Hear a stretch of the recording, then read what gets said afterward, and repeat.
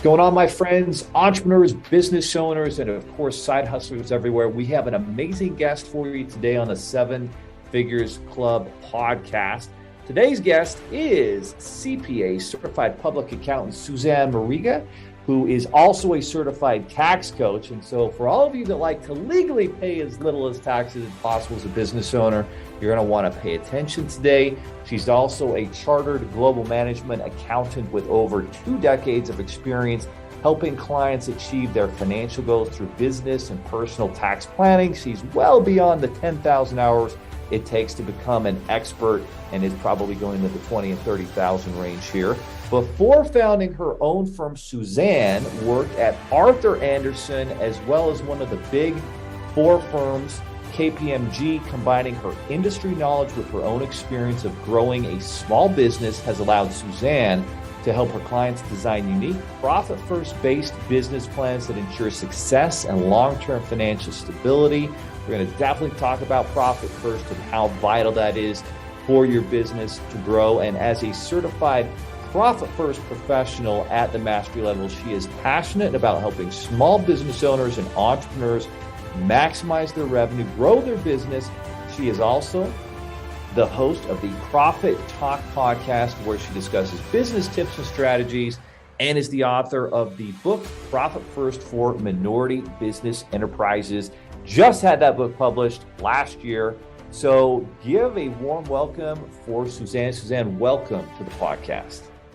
There are over 32 million businesses in the U.S., and over 90% of them will never break 7 figures in annual sales. So how do we as entrepreneurs or aspiring entrepreneurs break into that 7 figures club?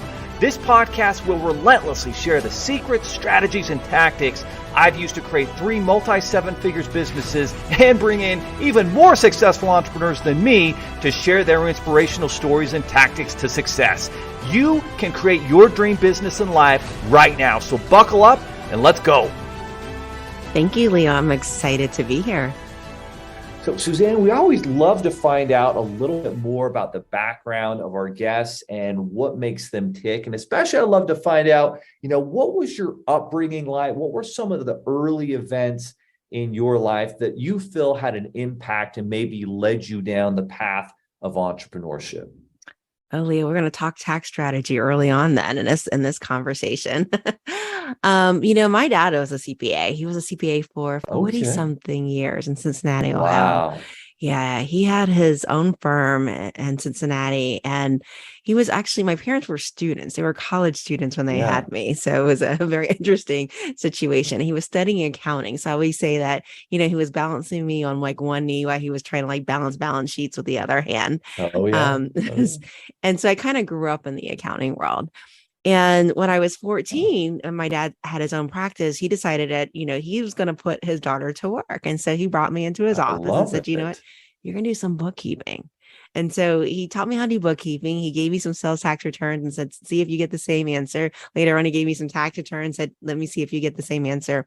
And I learned when I went to college that of all my classes I took, I could study the least in accounting and still get an A.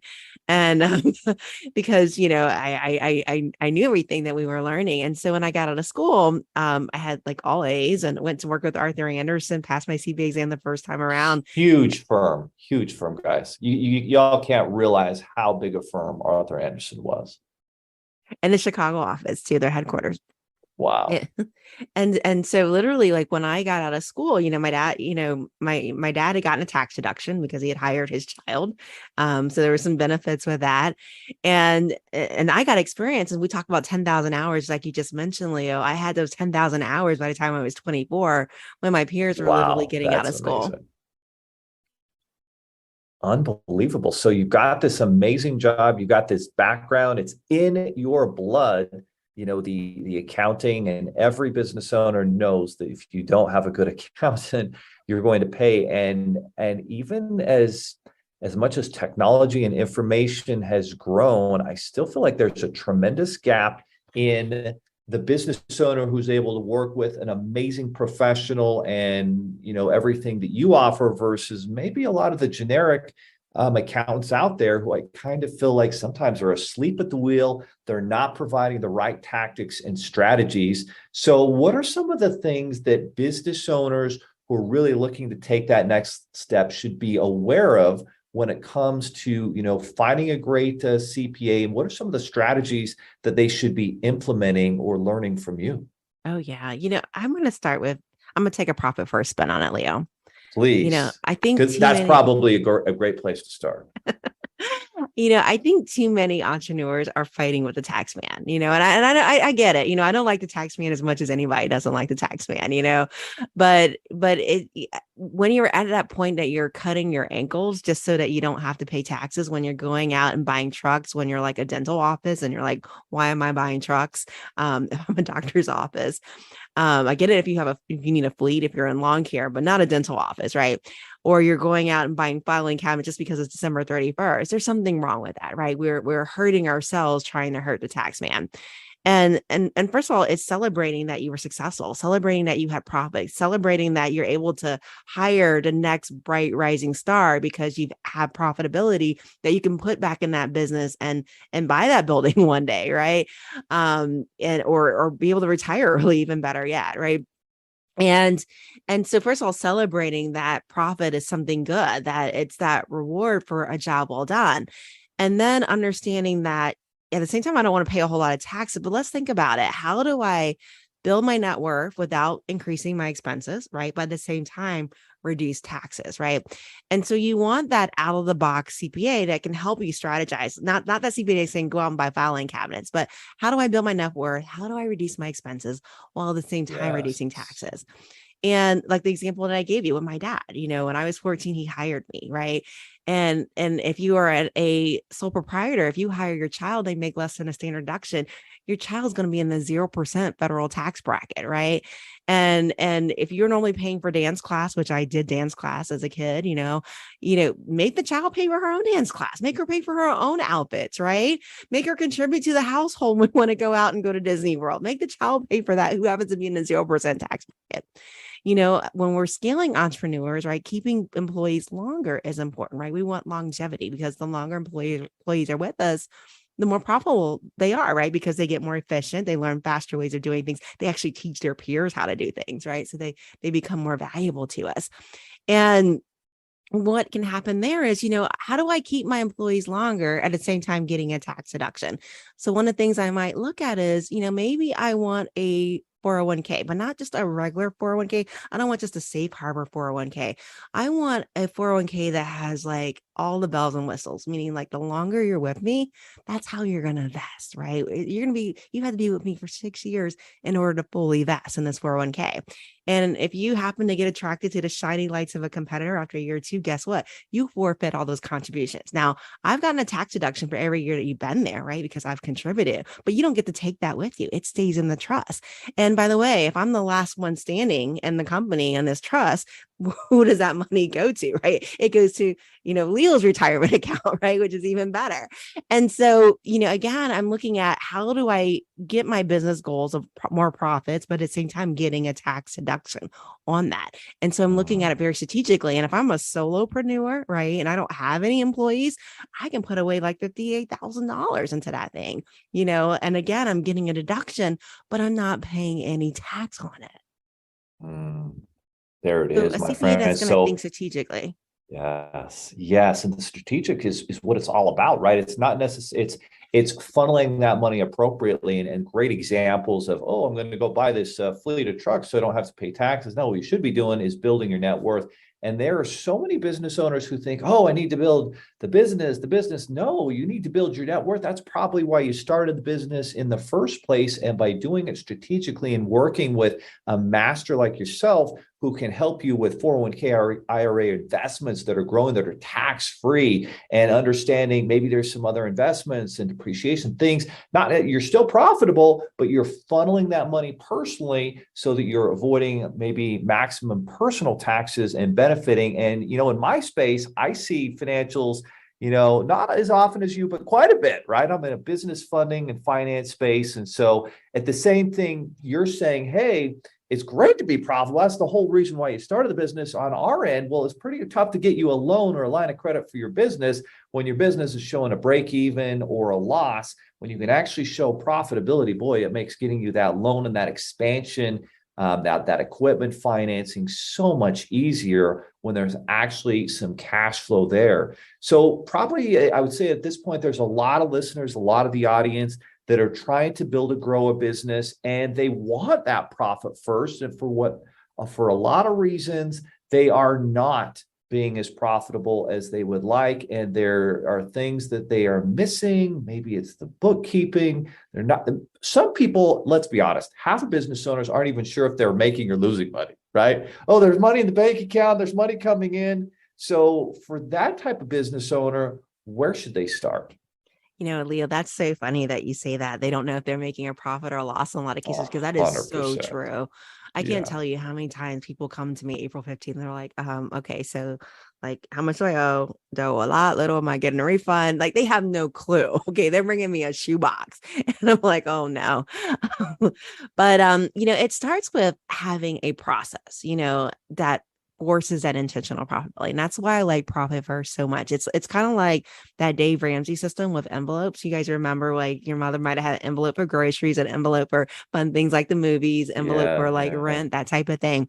Well, businesses, it works the same way, right? And the reason why we segregate it, not in envelopes, but for a moment, I'm just going to imagine it's envelopes. The reason why we segregate it is because, when you have a pool of money that's for a specific reason, you're going to use that money for that specific reason. And when you have more money in that pool, you're going to use more of it. It's kind of like going on a diet, right? First thing they tell you is use a smaller plate.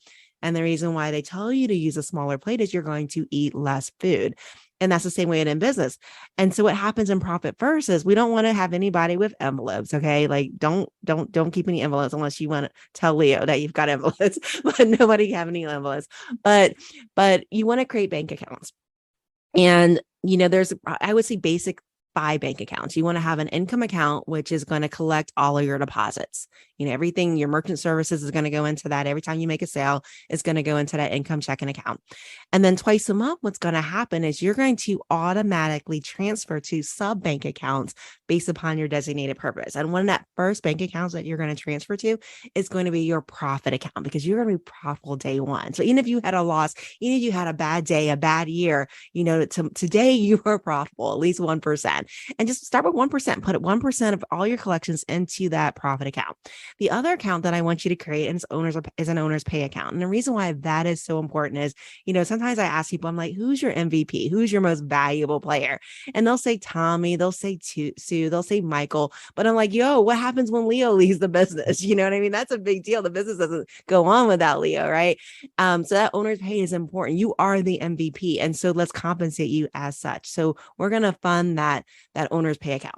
Then we're going to have the tax account, because, hey, okay, stop yelling at your accountant. It's not your fault. You're the one that drives a Bugatti, own the responsibility of being successful. You have the profit, you have the tax. So let's transfer into that tax account. Hopefully all the money doesn't get used for taxes, but at least we're not on pins and needles when we owe, because we've got it saved up during the year. Yeah. And I'm sure Leo has amazing investment advice on what to do with that. Now, that last account that you want is going to be your operating expense account. And this is after you fund your profit, after you fund your owner's pay, after you fund your tax, right? And there's fixed percentages that you want to use. That last account is going to be your operating expense account. And this operating expense account is going to be used for really your operating expenses. So when you look at that account, do I have enough money to make that hire? Do I have enough money to buy that new computer? Because, companies always need a computer, all right? Do you have enough money to buy that corporate car? Do you have enough money to get that fancy office space or that upgraded office space? And so that operating expense account, that is your Parkinson's law, right? Parkinson says we use as much as we are given, right? And so that becomes your that decision-making process, that envelope in a sense. Absolutely. So a lot of it's allocation, it's categorizing everything, and it's starting with profit first, that you are going to actually pay and compensate yourself. It's the craziest thing. Boy, I had someone on the podcast just last week, and she was talking about how the first decade, she had never paid herself. Like she just, she sometimes bought things personally, etc. But she like never actually literally like thought about paying herself. She's just kind of running the business. And that happens so quickly if you aren't specific and intentional in planning out that you're going to be profitable from day one and then adjusting the business, because the profit is just as important as expense as anything else out there. Now, the book that you published is an amazing book. It's Profit First for Minority Business Enterprises. So talk to us a little bit about that. And what are some of the things for our minority business owners? And we've got a lot in our audience, and things that they should be thinking about and learning about, from this book and everything else that you teach business owners who are, in that space. Right. And, it's a great book for everybody, if you're a minority or not. It's a great book to read in conjunction with Mike Michalowicz' book, Profit First, because that is where the concept originated, was through Mike Michalowicz. And the reason why I wrote this book was, I started my career at Andersen. I was lucky to start my career with such an amazing company. And one of the things that I noticed was there wasn't a lot of, diversity that was there. And when I went to certain neighborhoods, one of the things that really separated the neighborhoods between like the very great, if anyone's from Chicago, like the Lincoln Parks, or the Gold Coast, compared to the South Side of Chicago, was the availability of jobs, right? And I realized that the only way to up-level neighborhoods, up-level communities, is by job creation. Because when I'm successful in my neighborhood, I hire my neighbors' kids, right? I hire my neighbors, and I slowly change my community when I run a successful business.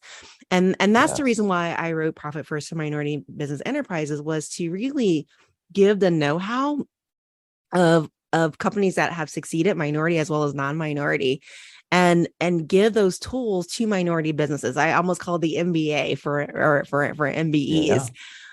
With that, I talk tax strategy, I talk profit first, I talk about networking, I talk about how to do sales.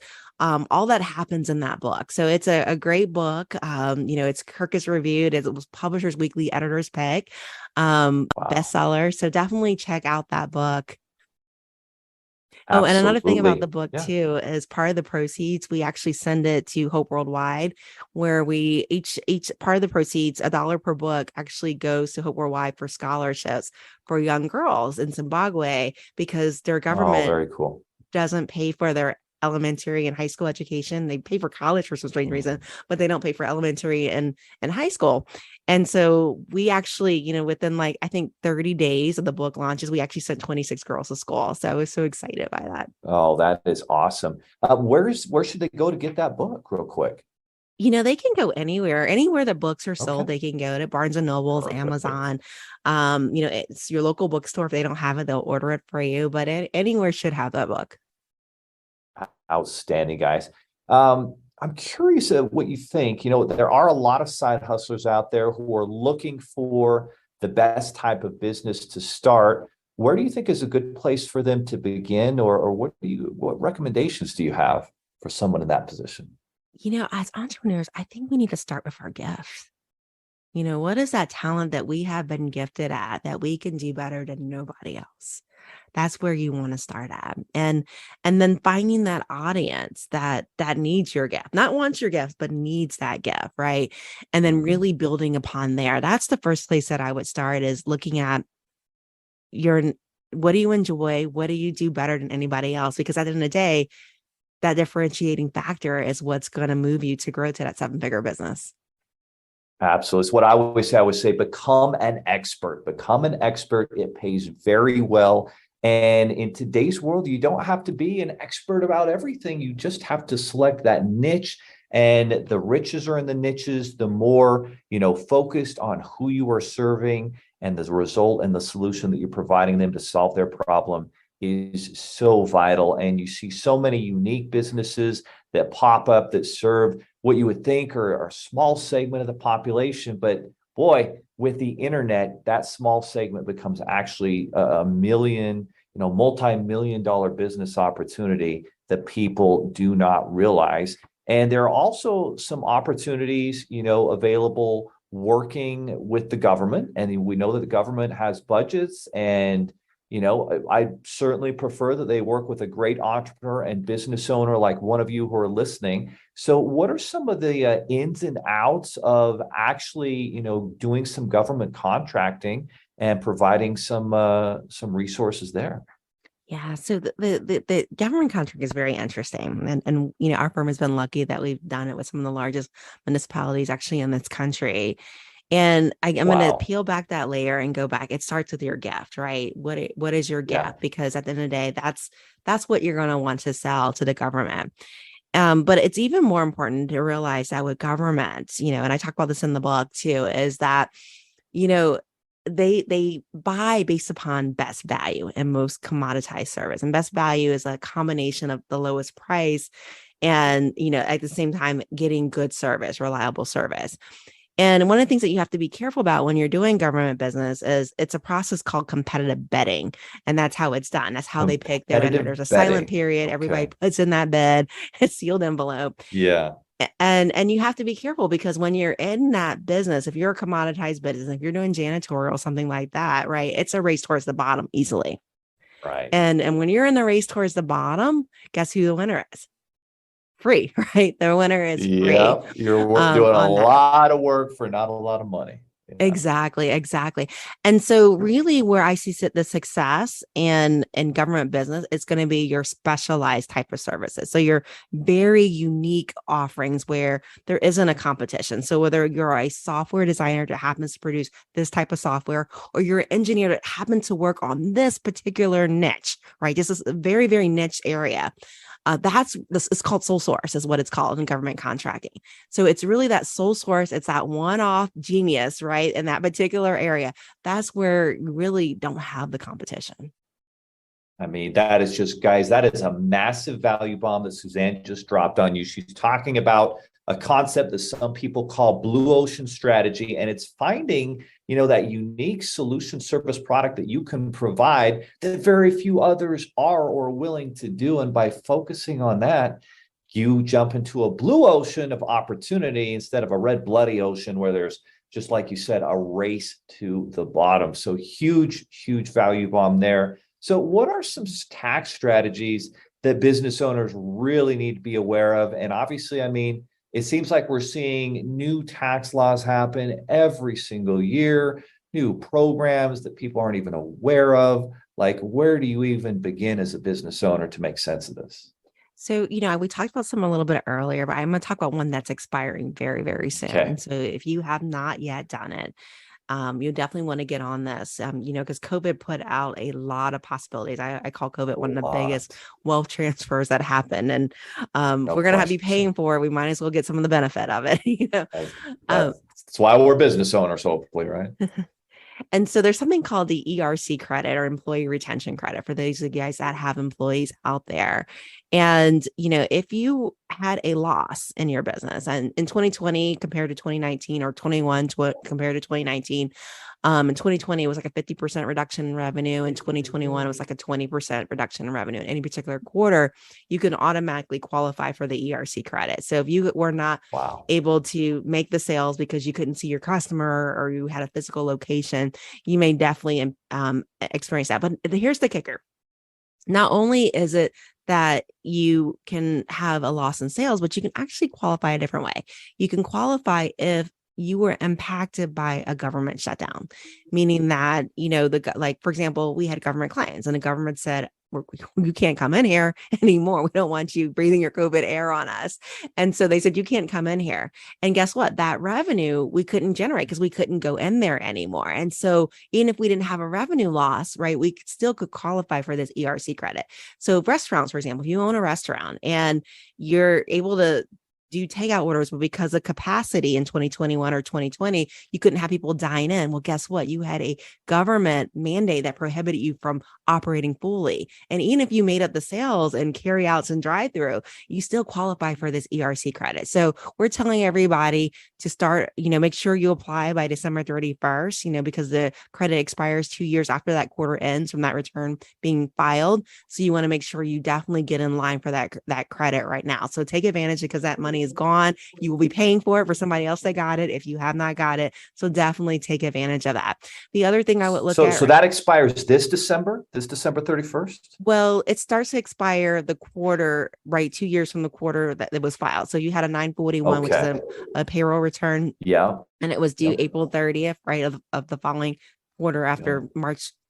You're going to start to see that expiration of those different quarters. You're going to start losing that opportunity. Oh, I see. So there's multiple quarters, guys, but if you don't do it now, you're going to start losing the quarters that you could have benefited with that ERC credit. It's a huge opportunity, guys, and really it's rewarding, I think, a lot of people who kept people on payroll and kept those jobs moving forward, even though it was super difficult and you could have, let go of a lot more people than you did as a business owner. And so the government's stepping up to provide that opportunity to kind of reimburse you for making that happen. Is there anywhere you recommend people go to, because it's not the easiest thing to figure out. You kind of need a professional, I think, to help out with it.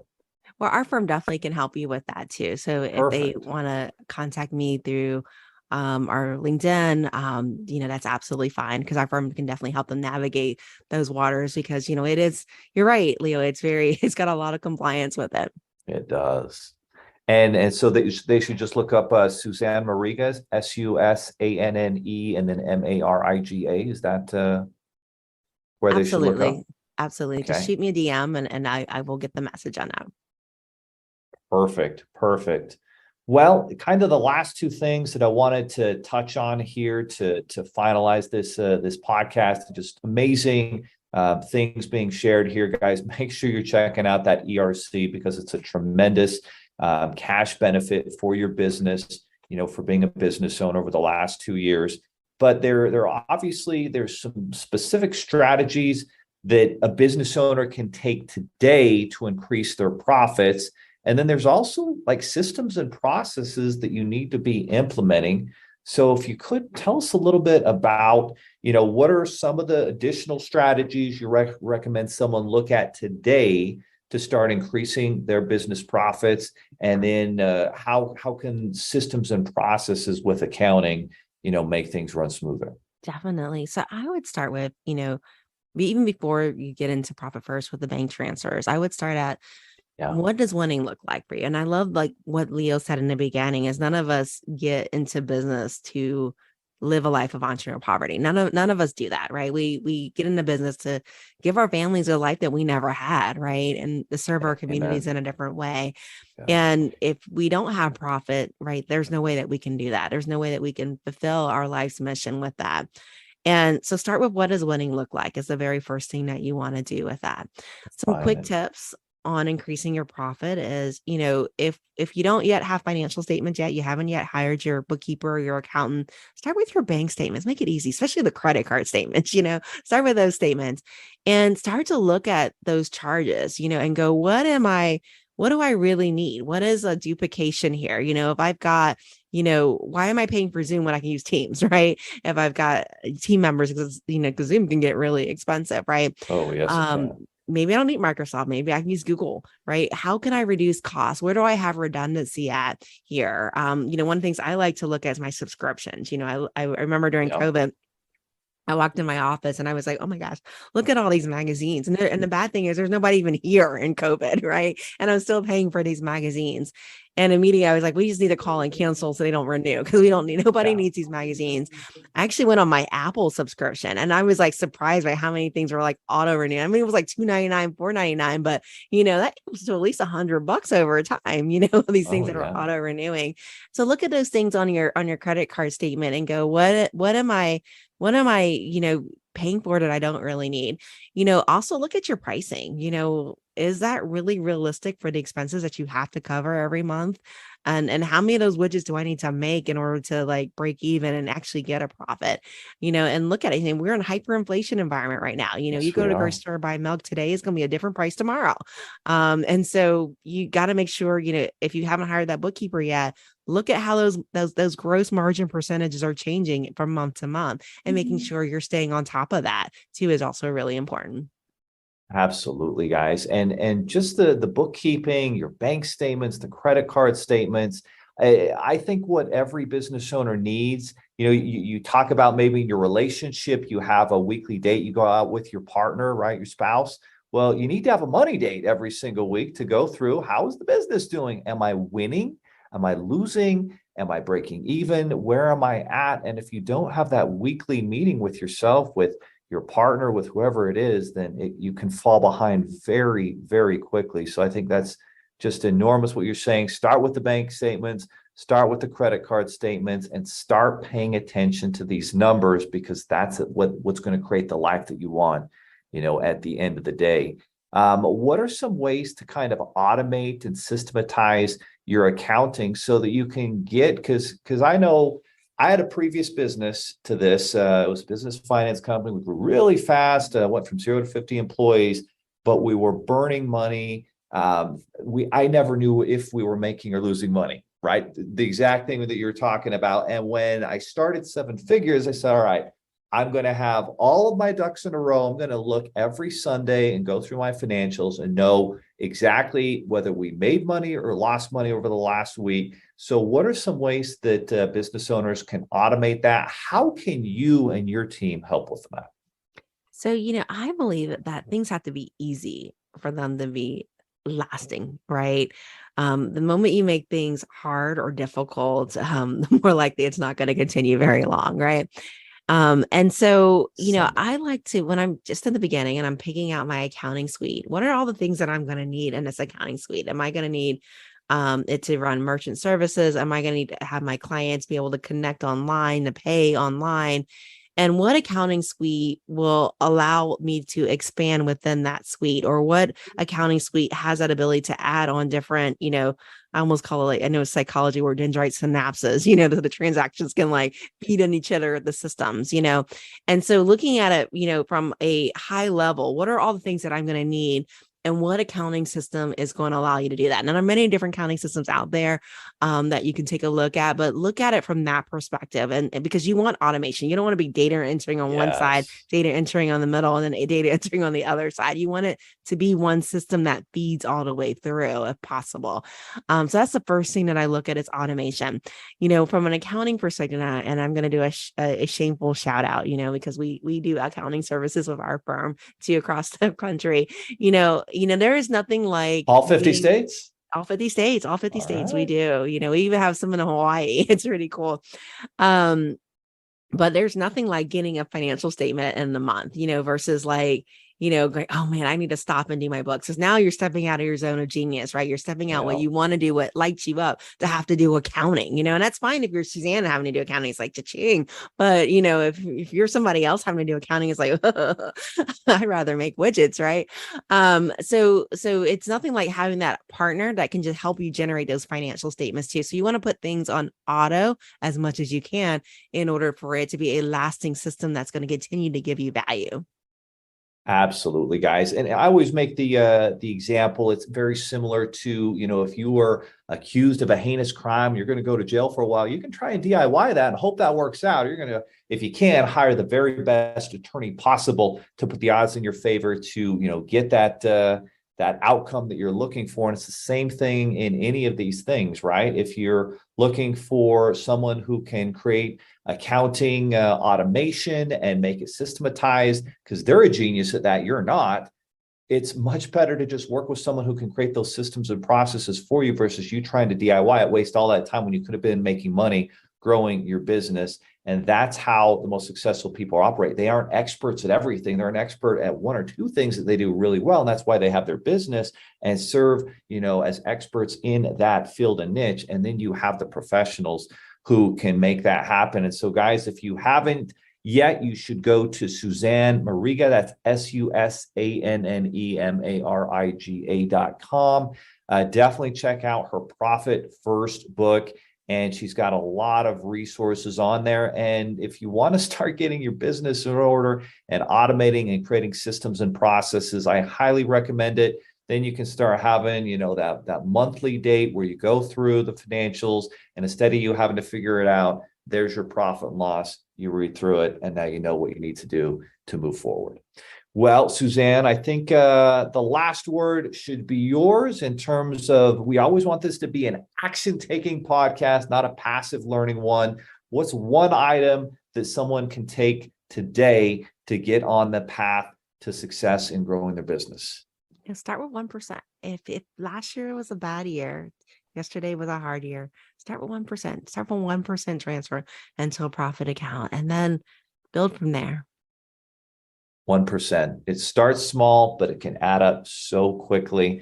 Well, Susanne, thank you so much for being a guest on the Seven Figures Club podcast. Thank you, Leah. It's been an absolute joy. Are you looking for more seven-figure secrets, content, or even how you can launch your own recession-proof business? Then check out sevenfigures.com. That's the digit 7, FIGURES.com, where we share more videos, stories, strategies, funding solutions, entrepreneurial education, and even the secret business type that's recession-proof. Thank you for listening, and if you're finding value in our podcast, please give us a 5-star and invite others to join the club.